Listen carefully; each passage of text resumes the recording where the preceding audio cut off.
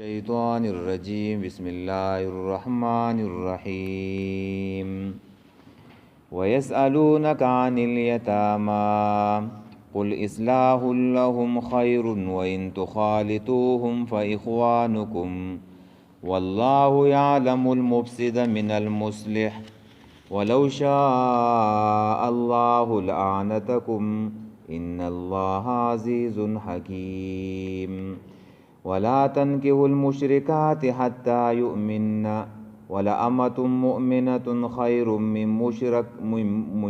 مشركة ولو أعجبتكم ولا تنكحوا المشركين حتى يؤمنوا ولعبد مؤمن خير من مشرك ولو أعجبكم أولئك يدعون إلى النار والله يدعو إلى الجنة والمغفرة بإذنه ويبين آياته للناس لعلهم يتذكرون. دا سورة البقرة دا او آیات نمبر دے 220 اور 221.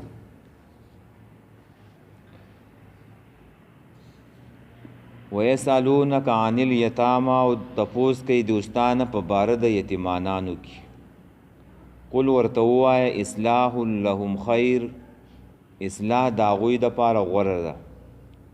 وان تخالطوهم او کچرې تاسو ګډون کوئ د دیو سره نو په اخوانکم نو ورونه دي ستاسو.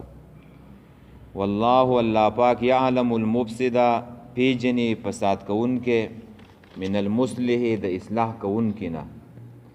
ولو شاء الله لعنتکم او کچرته غوښته الله پاک نو خامخا به تاسو په مشقت کې اچیلی وي. ان الله بشک الله پاک عزیز غالب دی حکیم حکمتون والده. ولا تنکحوا المشرکات او نکاح مکوئ د مشرکو ښځو سره حتی یؤمننا تر دې پورې چې ایمان راوړي. ولا امة او خامخا وینځه مؤمنة مؤمنه خیر غرد من مشرکت د مشرک خزنه ولو اعجبتکم اگر که تاسو په تعجب کې واچئ. ولا تنکحوا المشرکین او په نکاح سره مور کوئ یعنی لوڼ او خویندې مشرکانو سړو ته حتی تر دې پورې یؤمنو چې ایمان راوړي. والعبد مؤمن او خامخا یو غلام مؤمن خیر غرد من مشرکین د مشرک سړی نه یعنی آزاد. ولو اعجبکم اگر که په تعجب کې واچئ تاسو لره. اولئک دا کسان یدعون الی النار دعوت ورکوي اور ته. والله یدعو الله دعوت ورکوي الی الجنة والمغفرة جنت ته او بخنې ته باذنه په حکم خپل سره. ویبین او بیانوي آیاتی آیتونه خپل للناس خلقو ته لعلهم یتذکرون د دې دپاره چې تاسو خبره را یاده کوئ نصیحت واخلئ. د دې آیات د مخکې سره ربط او تعلق څه دی؟ مخکې دا خبره بیان شوه چې د خپل ځان اصلاح پکار ده او د هغې کوشش پکار دی چې سړی ځان د شرابو نه وساتي او د جوارۍ نه سړی ځان وساتي. دا د خپل ځان چې دی نو اصلاح ده. نو اوس دا خبره کوي چې د بل د اصلاح کوشش هم پکار دی چې خپل اسلام پکار ده خپل ځان او د بل د اصلاح کوشش هم پکار دی چې هغه د یتیم مال دی او د هغې د مال حفاظت دی. یتیم دی او د هغې د مال حفاظت دی. نو دا یې ربط شو د مخکې سره. شان نزول د دې آیات هغه دا دی چې الله تعالی په دې قرآن کې د یتیمانانو په باره کې سختې زورنې ورکړلې. ځکه په دې امت کې به یتیمانان او کونډې زیاتې دا به جهادونه کوي غزاګانې به کوي نو په هغې کې به یتیمانان او کونډې دا په دې کې زیاتې. نو الله پاک سختې زورنې ورکړلې د یتیم د مال په حواله سره. تفسیر ابن کثیر نقل کوي د عبدالله ابن عباس نه چې د یتیم په باره کې اولنی حکم په قرآن کې دا شوی و چې ولا تقربوا مال اليتيم الا بالتي هي احسن، چې د یتیم مال ته ګورې مه نږدې کېږئ. دا سخت حکم دی. او بل حکم د یتیم په باره کې دا شوی و، ان الذين ياكلون اموال اليتامى ظلما انما ياكلون في بطونهم نارا وسيصلون سعيرا. یعنی کم کسان چې خوري مالونه د یتیمانانو په ظلم سره، نو دیو په خپلو خېټو کې چې دی نو اور اچوي، اور او زر ده چې دی اور ته به چې دی نو داخل شي. نو دا سختې زورنې وي د یتیم د مال په باره کې. نو دا قسم آیاتونه چې صحابو واورېدله، نو هغوی د یتیم د یتیم نه خوراک څښاک چې دی نو جدا کو، چې هسې نه چې چېرته د یتیم خوراک ونه خورو او د یتیم د مال نه چېرته نوڼۍ ونه خورو، نو ځان نه وی وله پخلی کولو چې کم کور کې به چې دی نو یتیم و. نو چې ځان نه پخلی وکړو، نو هغه به کله هغه انګولې او ترکاري به زیاته شوه، نو کله به وله بل ټایم له چې دی نو پرېښودله، او کله ناکله به انګولې او ترکاري او ډوډۍ خرابه شوه. نو په دیو کې د دیو سره دا یره پیدا شوه چې دا خو چېرته د یتیم مال چې دی نو ضایع نه شي، خراب نه شي. او بل پکې دا تکلیف صحابو ته و چې یو پخلی ځان نه کوه او بل یتیم له کوه. دا خو ډېر ګران کار و او ډېر مشقت و. نو په دې کې خلک راله او نبي علیه صلات وسلام ته وویله د یتیم د مال په باره کې تپوس وکړو چې دا خو موږ ته ډېر ګرانه شوه چې دا به څه چل کوو. نو الله دا آیات چې دی نو نازل کو، او په دې کې وویله قل اصلاح لهم خیر، چې د دیو سره د دیو اصلاح دپاره، د دیو سره اصلاح چې دی نو غوره ده. هغه دا ده که یعنی مطلب دا نه چې الله اجازت ورکو چې یو ځایوالی کولی شي، خپل مال د یتیم د مال سره یو ځای کولی شي، نو الله تعالی اسانی راولېږله. یو ځایوالی کې وایي څه ګناه نشته. بیا یو ځایوالی په دو قسمه دی. یو هغه دی چې سړی د اصلاح نیت یې او اراده چې دی نو هغه ټیکي، او بل هغه سړی دی چې هغه قصدن او ارادتن چې دی نو د یتیم مال خوري، بړې ورته ووایي، خپل مال نه لګوي او ټول د یتیم مال خرج کوي. نو یو دوه کسان دي، یو د اصلاح کوشش کوي، اراده او نیت یې ښه دی، او بل چې دی نو خوري. نو دا په دې آیات کې الله وویله چې الله مصلح هم پیژني او فساد کوونکی چې دی نو هغه هم پیژني. چې څوک زیاتی کوي او فساد کوي، نو هغې له په دې آیات کې چې دی نو زوره نه ده. دا شان نزولو الله به کې اجازت ورکو چې ګډون کولی شي، ګډون. ویسالونک او تپوس کوي دیو عن الیتاما په باره د یتیمانانو کې، یعنی د یتیمانانو د مالونو په باره کې، د یتیم د مال سره څه وکړو، چې د یتیم مال د خپل مال سره یو ځای کول څنګه دي، دا تپوس شوی و چې د یتیم مال د خپل مال سره یو ځای کول څنګه دي. نو قل ورته ووایه اصلاح لهم خیر، اصلاح د هغوی دپاره غوره ده. یتیمانانو سره اصلاح چې دی نو غوره ده. اصلاح څه معنی؟ چې د هغوی د مال حفاظت ته وکړي، یوه معنی دا ده. او دویمه اصلاح دا ده چې د یتیم مال چې دی نو زیات کې زیات په تجارت کې ولګې، په مضاربت کې ولګې، په مشارکت کې ولګې، نو د یتیم مال به زیات شي، اصلاح به وي، نو هغه به نو دا د هغه دپاره غوره ده. دو خبرې شوې چې یو د یتیم د مال حفاظت وکړي، اصلاح دا ده، او دویم چې د هغې مال چې دی نو هغه زیات کې په کاروبار کې ولګي.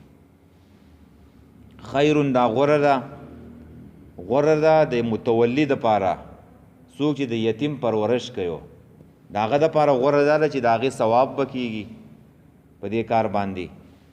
دویم د یتیم دپاره غوره ده چې مال به یې څه شي زیات شي، مال به زیات شي او د مال تحفظ به وشي. وَإِن تُخَالِطُوهُمْ فَإِخْوَانُكُمْ، او که تاسو یو ځایوالی کوئ د دیو سره، یعنې ګډون کوئ د دیو سره، یعنې چې خپل مال چې دی نو د دیو سره یو ځای کوي، چې خوراک او ساک چې دی نو هغه یو ځای کوئ، نو په اخوانکم نو ورونه دي ستاسو بیا، یعنې دوه ورونه دي په کور کې او هغه چې څنګه خوراک سکاک کوي نو دغه شانتي کې بیا ستاسو ورونه دي. والله الله پاک یعلم المفسد پیجنې فساد کوونکې د مصلح نه. مصلح چاته وایي چې اصلاح کوونکی، یعنې زوره نه ده په دې کې چې څوک د یتیم مال خوري نو الله یې پیژني. ګوره زوره نه ده چې د فساد اراده یې. فساد څه ته وایي؟ یعنې چې دا ماشوم چې دی نو یتیم دی او چې دا راغټیږي او چې ما د هغې مال چې دی نو ایسته ختم کړی، نو دا څه شی دی؟ دا فساد دی. والله الله پاک یعلم المفسد پیژني فساد کوونکې من المصلح د اصلاح کوونکې نه. ولو شاء الله لعنتکم، او که چېرته غوښتې الله پاک نو خامخا به مشقت کې اچیلی وې تاسو، پس سختی به کړو په تاسو باندې. نو هغه څه شی و؟ هغه دا و چې سختي څه وه چې یو ځای به خوراک نه کوئ، د هغوی د مالونو سره به خپل مالونه چې دی نو نه یو ځای کوئ، نو دا خو ډېره سختي وه. نو الله تعالی احسان وکړو په دې مؤمنانو باندې چې هغه حکم یې ورته څه کو، هغې ورته چې دی نو سپک کو. ان الله یقینا الله پاک عزیز غالب دی، حکیم حکمتونو واله دی. معنی دا ده چې کم حکم وکي یعنی څوک یې منې کولی نشي. عزیز غالب دی چې کم حکم الله وکي نو څوک هغه منې کولی نشي. او یا څوک د یتیم مال خوري نو الله تعالی په هغې باندې غالب دی، سزا به وله چې دی نو ورکړي، څوک یې منع کولی نشي. حکیم کار محکم دی، مضبوط دی، که څوک رانیسي نو څوک دې بچ کېدی نشي. نو دا د دې آیات مقصد و چې د یتیم مال دی نو تاسو د هغې د مال سره خپل مال یو ځای کولی شئ، خو چې څوک یې یو ځای کړي نو په دې کې الله فسادي هم پېژني او اصلاح کوونکی چې دی نو هغه هم پېژني.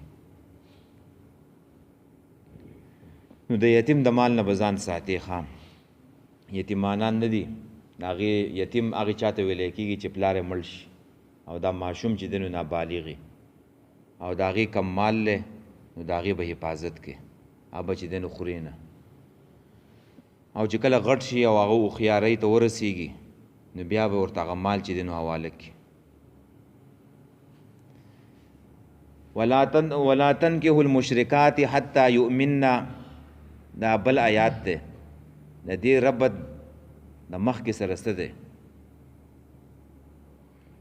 مخکې آیات کې د یتیمانانو سره د یو ځای کېدو حکم وشو، چې کله د هغوی په اولاد کې مشرکان بچي نو اوس منع کوي الله چې د هغوی سره باندې نکاح نه کوئ، چې کله پکې اهل شرک یې، شرک والا پکې نو بیا به چې دی نو د هغوی سره چې دی نو نکاح نه کوئ.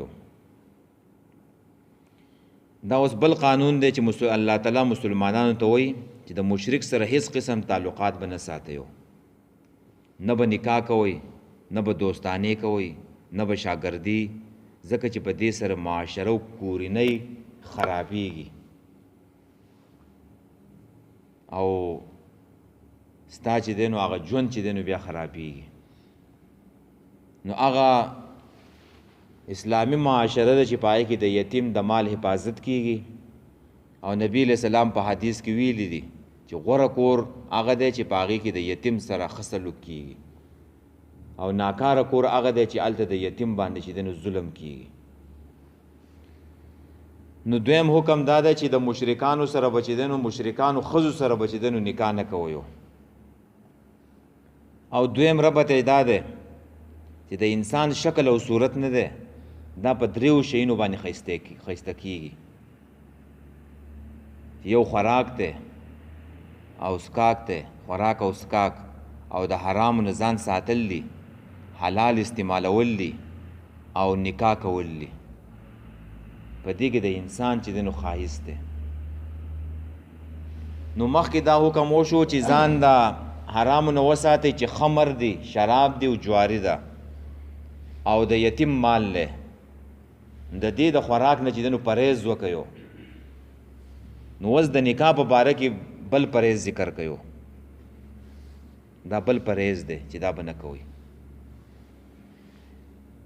د مشرکې ښځې سره د هغې وخته پورې نکاح سړی نشي کولی تر څو پورې چې دی نو ایمان نه یې راوړی. د دې مقصد دا دی ولا تنکحوا المشرکات حتی یؤمنن، او نکاح مه کوئ د مشرکانو ښځو سره تر څو چې ایمان راوړي. تر هغه وخته پورې چې ایمان نه یې راوړی. چې ایمان راوړي نو بیا ورسره کولی شي. نو په دې کې اهل کتاب زنانه نه دي داخل ښه، د هغوی سره نکاح جایز ده، یهودنې سره او عیسایانې سره. او ولا تنکحوا المشرکات دا چې دی نو عام ده. او سوره مائده کې چې دی نو آیات نمبر 5 په هغې کې چې دی نو بیا استثناء شو ده ښه، چې د اهل کتابو کومه پاکې ښځې دي نو د هغوی سره چې دی نو نکاح سړی کولی شي. او دا صحیح مسلک دی.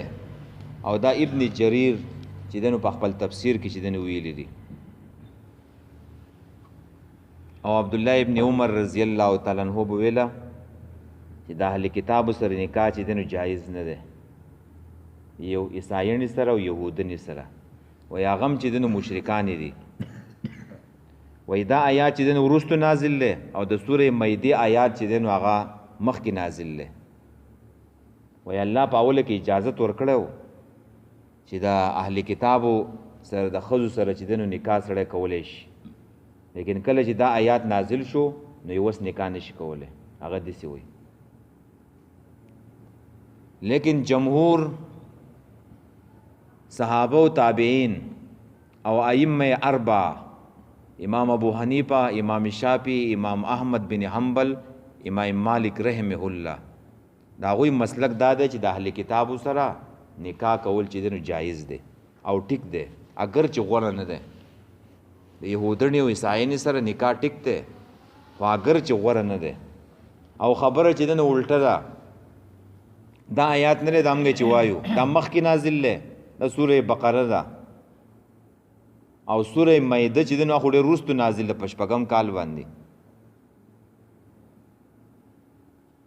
نو چې په اهل کتابو کې کومه ښځې چې هغه الله مني، او په یهودیانو کې انبیا مني او آخرت مني، نو د هغوی سره چې دی نو نکاح جایز دی. او کم چې پای کې ملحدین دي چې نه الله مني نه انبیا مني، خپل مسلک او کتاب نشته ورسره، نو بیا هغه مشرک دي، بیا هغه په دې کې چې دی نو داخل نه دي، بیا د هغوی سره چې دی نو نکاح نه کېږي. او په دې کې به د الله حکمت چې دا ولې وایي چې د مشرکانو سره مه کوئ او د اهل کتابو سره کوئ. نو هغه یو خو دا ده چې دا د الله حکم دی، او بل دا ده چې کېدی شي دا حکمت پکې دا چې هغه مسلمانانو ته نږدې دي اهل کتاب، او مشرکان چې کم دي نو دا خو د مسلمانانو نه چې دی نو ډېر لرې دي. نو نکاح سره جایز دی او غوره نه دی. غوره ولې نه دی؟ نو دا خو که مسلمانه ښځه او د هغې کردار ټیک نه یو، نو د هغې سره چې دی نو نکاح چې دی نو هغه جایز دی خو غوره نه دی. په دې معاشره کې څوک د هغې ښځې سره نکاح کوي چې د هغې کردار ټیک نه یو، نه کوي ورسره، نو بیا به د یهودنې او عیسایانې سره چې دی نو څنګه غوره شي؟ نو دا خبره پکې ده ها چې دیندار ښځې سره به چې دی نو نکاح کې. او عمر رضی الله تعالی عنہ چې کومه پابندي لګول وه چې کله د شام علاقې چې دی نو فتح شوې نو هلته اعلان یې وکړو چې د عیسایانو ښځو سره او د یهودیانو ښځو سره به نکاح نه کوئ. نو دا یې ولې ویلو؟ د هغې جواب دا دی چې یو کار دی خو جایز دی، یو کار دی جایز دی خو د هغې نه فساد جوړیږي. نو وختي طور چې دی نو په هغې باندې پابندي لګېدی شي. عمر رضی الله تعالی عنہ به ورته وویل تاسو نکاح وکړئ د یهودنې او عیسایانې سره او هغه بیا جاسوسي کوي نو مسلمانانو. نو په دې باندې چې دی نو دا عمر رضی الله تعالی عنہ پابندي لګولو. عمر رضی الله تعالی عنہ په دې باندې غصه کېدو، قارېدو به. خو دا وختي طور وخه همیشه دپاره دا نه وه چې همیشه دې شي. نو د مشرکانو ښځو سره به نکاح نشي کېدی خام. او په دې دور کې چې کوم مشرکان دي باباګانو نه غواړي نو د هغو سره چې دی نو هم ټیک نه دی. په دې دور کې چې کوم چې باباګانو ته رامدد شوی نظر د غیر الله کوي نو دا مشرک دی. او کته داسې سړي له چې دی نو هغه لور ورکړي نو د سړي خو غلبۍ په ښځه باندې نو هغه هم په دغې عقیده باندې چې دی نو ایسته راواړئ، دین به چې دی نو خراب شي. نو صحیح سړی ګوره چې عقیده چې دی نو هغه ټیکي او دینداره ښځه چې دی نو هغه ګوره.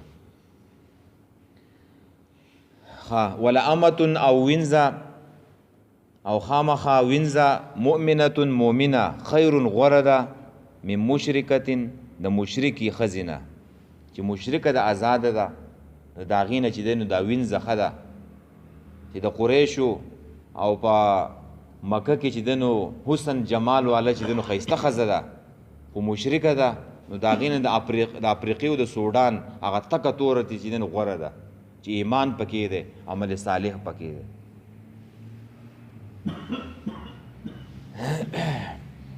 ولو اعجبتکم اگر که تاسو په تعجب کې واچئ د هغې حسن او جمال چې تا حیران کی په تعجب کې واچئ د هغې حسن د هغې نه دا وینځه چې دی نو غوره ده. ولا تنکحوا المشرکین او په نکاح سره مو ورکوئ مشرکانو سړو ته لونه او خویندې خپلې حتی تر هغې پورې یؤمنو چې ایمان راوړي. امام قرطبي ویو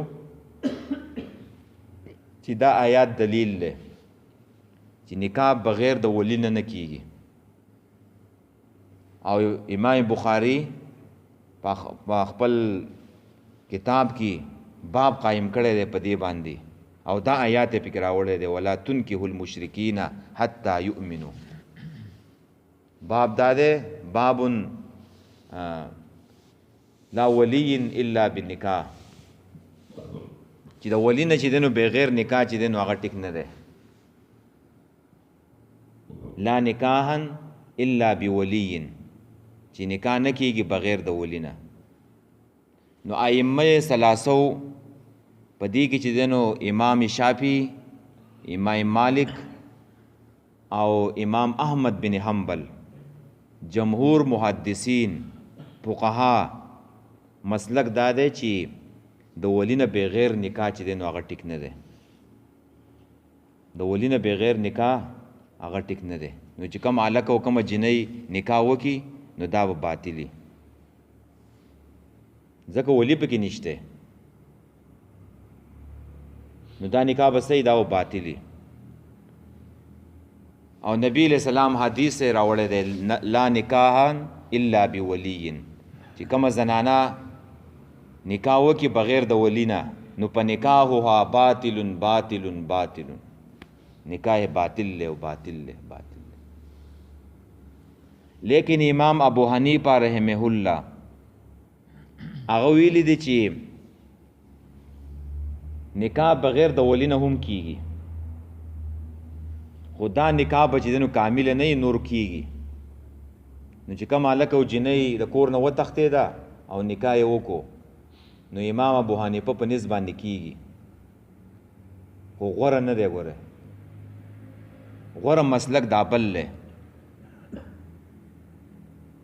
چې د ولی نه چې دی نو بغیر نکاح نه کېږي. حدیث هم پکې دی، باب هم پکې، د قرآن د آیات نه ولا تنکحوا المشرکین، او مور کوئ مشرکانو سړو ته حتی لوڼه خپلې حتی تر دې پورې یؤمنو چې ایمان راوړي. نو دا ښځې ځان په خپله ورکوي که دې سړو ته ویو؟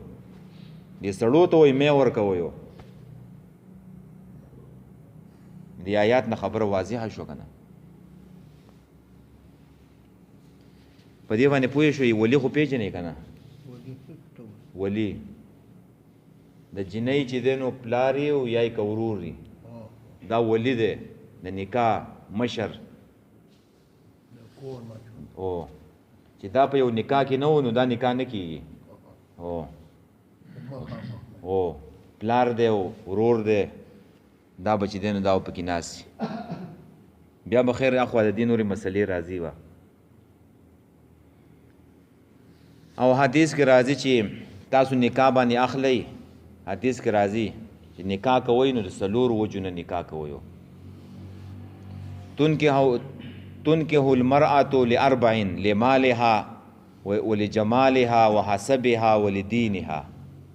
چې د کمې زنانه سره چې نکاح کېږي یا به د مال د وجې نه کېږي، یا به د جمال د حسن د وجې نه کېږي، یا به د نسب د هغې نه کېږي، او یا به د دین د هغې نه کېږي. او نبی علیہ السلام ابو ذر ته ویو وایي دا دین چې دی نو دا راټینګ کا، او بیا به دې چې دی نو دا لاس په خاورو باندې چې دی نو ککړ شي. دیندارۍ ته چې دی نو ګوره. نن سبا چې دی نو هغه خلک څه ته ګوري؟ دیندارۍ ته نه ګوري، مالدارۍ ته ګوري. چې د چا که رشته لاړه د نکاح د رشتې دپاره، رشته لاړه د جنۍ د غوښتو دپاره مثال په طور رشته راله، نو که غریبانان خلک راله نو ورته وایي به چې موږ به استخاره وکړو. او چې کله مالدار کور راشي رشته، نو بیا پکې استخارې نه یو، بیا ورته خوشحاله وي ټیک ده. نو دا په دې معاشره کې دا چل شته چې غریب خلک یې تپوس وکړي نو بیا به استخارې کوو، او چې مالدار یې تپوس وکړي نو بیا پکې استخارې نه یو. نو څوک به چې دی نو په دې معاشره کې چې دی نو دغه ته ګوري مال ته، نو ته مال ته مه ګوره، غرور او تکبر به پکې. څوک به چې دی نو جمال ته حسن ته ګوري، پای کې هم غرور او تکبر. څوک به نسب ته ګوري چې زما نسب چې دی نو اوچت دی.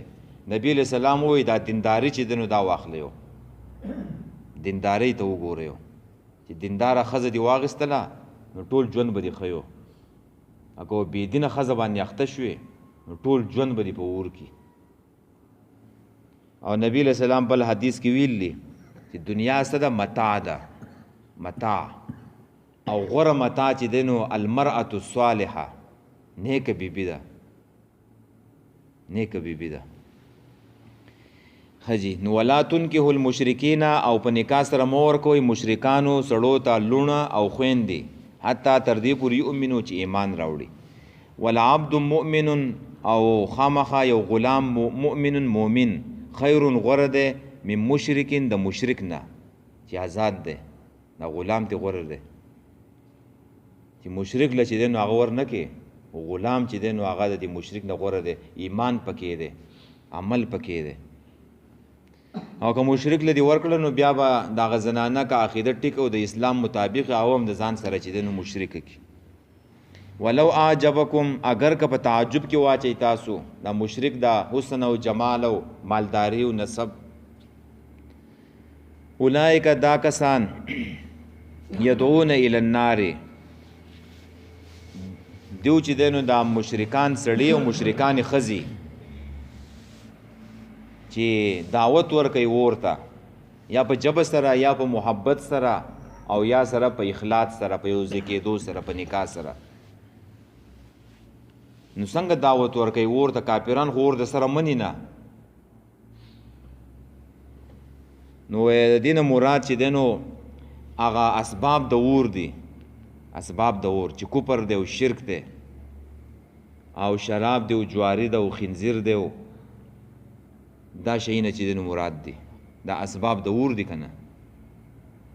او الله پاک یدو الی الجنة والمغفرة باذنه، او الله دعوت ورکوي جنت ته او بخنې ته په حکم خپل سره. یعنی د جنت او د مغفرت نه مراد اسباب د هغې دي چې هغه توحید دی، ایمان کامل دی. دویم چې الله کوم احکام نازل کړي دي چې په هغې باندې سړی عمل وکړي، نو دا سبب د وصول د جنت دی. کوم احکام الله را لېږلي سړی په هغې عمل وکړي نو جنت ته به داخل شي. ویبین آیاته، او بیانوي آیاتونه خپل للناس خلکو ته، یعنی وضاحت کوي، بیانوي للناس خلکو ته، یعنی دلیل دی په دې خبره چې دا قرآن نه دی، هدایت دی ټول عام خلکو ته هم. لعلهم یتذکرون، د دې دپاره چې تاسو خبره را یاده کوي